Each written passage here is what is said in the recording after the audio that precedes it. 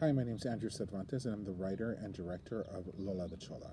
I'm here today to answer a few questions posed by the other writers in the festival and give you a little insight on my play.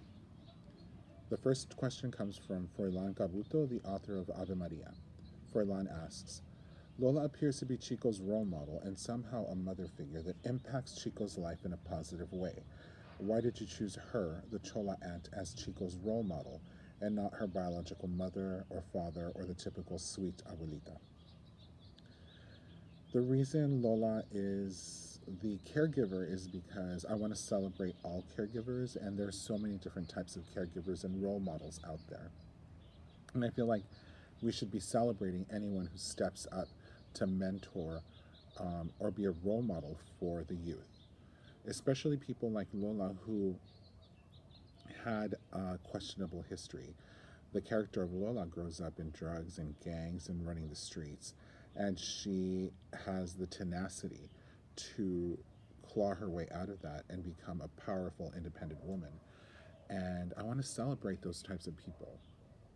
I want to celebrate the fact that you grew up in adversity and you overcame it and decided beyond that you're going to help out your nephew, your niece, your family, and you're going to become a role model to them and hopefully imbue them with things that you weren't able to get when you were growing up. The second question comes from Sylvia Chavez, the author of La Liga Nuestra. And Sylvia asks, what inspired you to write this piece? Like many other writers and authors, my work is always grounded in truth.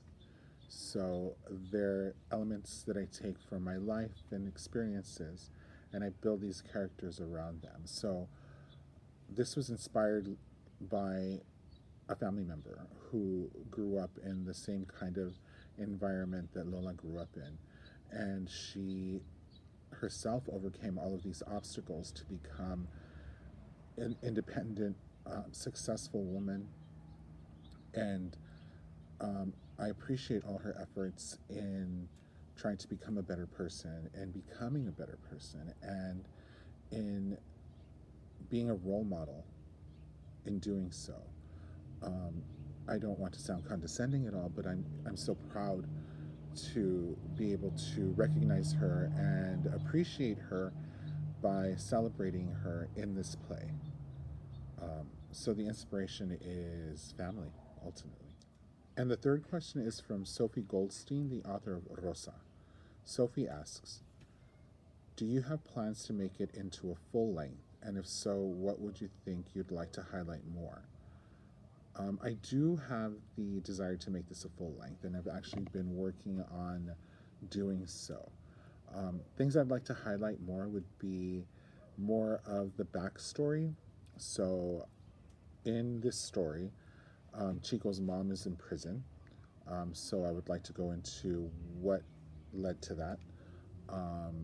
Chico's brother Phantom is involved in gangs and drugs, so I'd like to get some of that story in there as well. And I'd like to talk more about Lola's friends. I have a friend, I've written in a friend for her, who's kind of her safe space and helped her in her battle out of drugs and gangs. And I just want to highlight those characters more and tell more of the story. It's ultimately a story about Chico and his friends, but this really is more about this one play, Lola the Chola, is really about his home life. And so in the full length, I want to explore that home life a little more. So I hope you enjoyed these questions and that I have piqued your curiosity enough that you're going to tune in and watch the plays. There are some amazing writers and beautiful work, and I hope everyone enjoys it and helps us celebrate the stories, our stories. Thank you.